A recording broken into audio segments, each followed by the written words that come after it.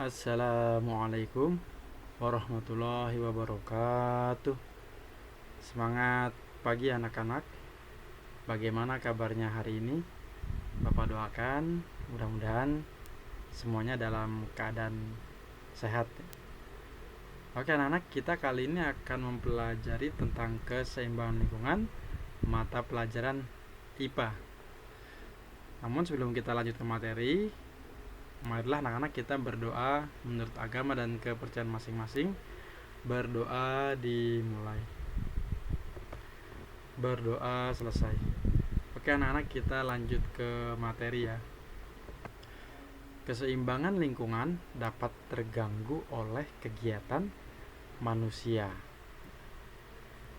Berikut pengaruh kegiatan manusia terhadap keseimbangan lingkungan. 1. Penggunaan insektisida untuk memberantas hama secara berlebihan dapat mengakibatkan pencemaran tanah dan matinya hewan yang bukan serangga hama. Jadi anak-anak, insektisida di sini adalah bahan-bahan kimia ya yang bersifat racun ya, yang digunakan untuk membunuh serangga. Biasanya berbentuk cairan ya, biasanya gitu. Ya, ini ada yang biru, ada yang kuning, ada yang bahannya kaleng ya. Botolnya kaleng, ada yang dari plastik. Jadi bentuknya atau model wadahnya macam-macam ya. Tapi dia fungsinya sama, yaitu untuk membunuh hama serangga. Nah, jadi kalau penggunaan insektisida itu digunakan secara berlebihan ya, nah kan biasa disemprotkan ke tanaman tuh ya. Nah nanti ketika hujan ya atau disiram, nah bahan-bahan kimia atau insektisida ini akan mengalir ke bawah, yaitu otomatis ke tanah, sehingga terjadilah pencemaran tanah.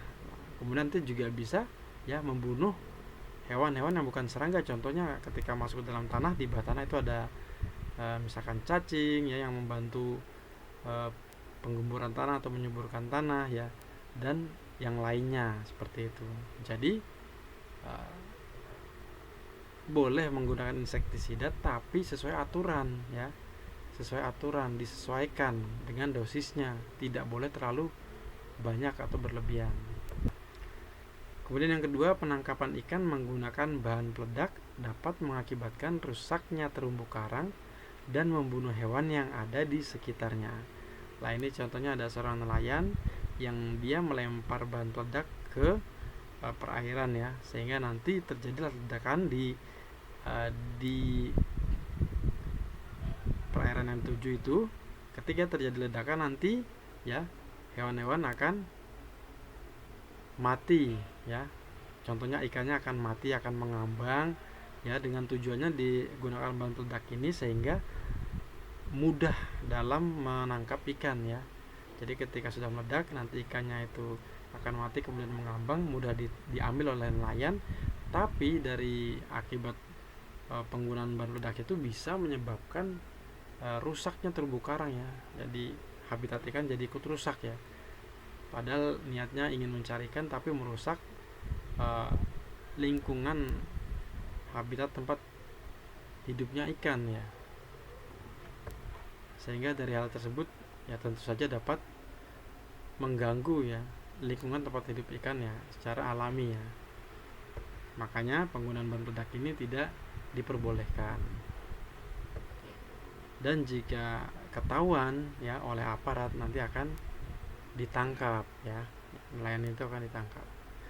Kemudian yang ketiga, penebangan hutan secara berlebihan dan pembakaran hutan dapat mengakibatkan habitat hewan terganggu ya, menyebabkan bencana alam seperti banjir, tanah longsor, dan mempercepat pemanasan global ya. Jadi contohnya misalkan hutan ditebang ya, atau hutan dibakar ya, jadi otomatis rumah tempat hewan tinggal itu akan hilang, akan lenyap ya, sehingga mau tidak mau ya hewan pasti akan terganggu ya. Seperti gambarnya kita manusia, kalau ada terjadi kebakaran rumah ya otomatis kita sebagai penghuni rumah tersebut kan akan terganggu ya.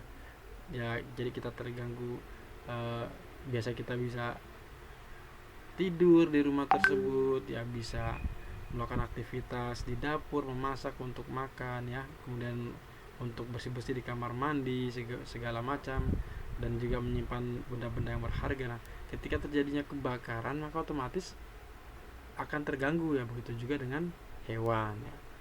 Kemudian juga jika dilakukan penebangan hutan secara berlebihan ya otomatis menyebabkan bencana alam seperti banjir ya, karena penyerapan air ya yang dilakukan oleh tanaman ya ketika dia masih hidup itu sangat bagus dan stabil, tapi ketika sudah ditebang ya otomatis sudah tidak bisa menyerap air secara baik lagi ya, atau bisa juga pohon tersebut mati ya, sehingga aliran air otomatis akan jatuh ke bawah ya gitu,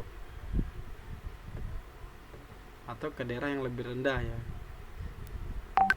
Kemudian terjadinya tanah longsor itu juga begitu ya. Jadi ketika banyak pohon ditebang ya, akar-akar pohon itu yang ketika dia masih hidup itu mencengkeram tanah secara kuat ya, ketika ditebang otomatis ya sudah tidak bisa lagi ya, sehingga ketika terjadi hujan ya atau gempa bumi, longsorlah tanah-tanah yang ada di lereng-lereng pegunungan gitu, sehingga dari tanah longsor tersebut bisa saja menimbulkan kerugian yang banyak ya, entah menimbun rumah warga atau menimbun jalan ya dan sebagainya, dan mempercepat pemanasan global ya. Jadi sehingga paru-paru alami ya, paru-paru dunia yaitu hutan ya, ketika dilakukan penebangan otomatis akan berkurang ya, sehingga pemanasan global jadi semakin cepat terjadi pemanasan global, karena hutan itu juga termasuk paru-paru dunia ya, karena dia banyak terdapat pohon yang besar ya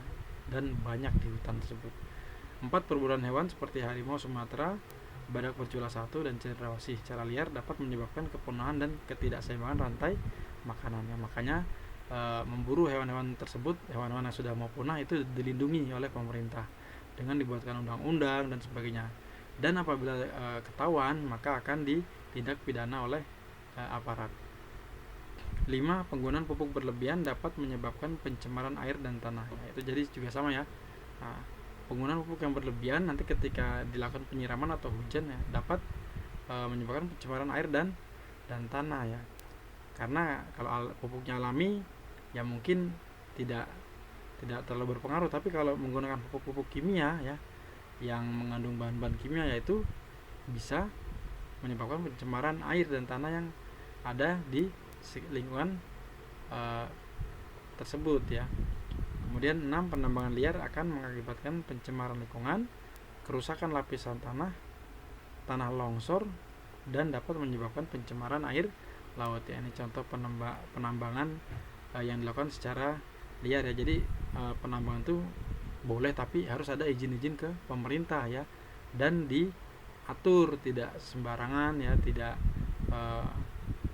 asal menambang saja ya, semuanya itu ada aturannya, ada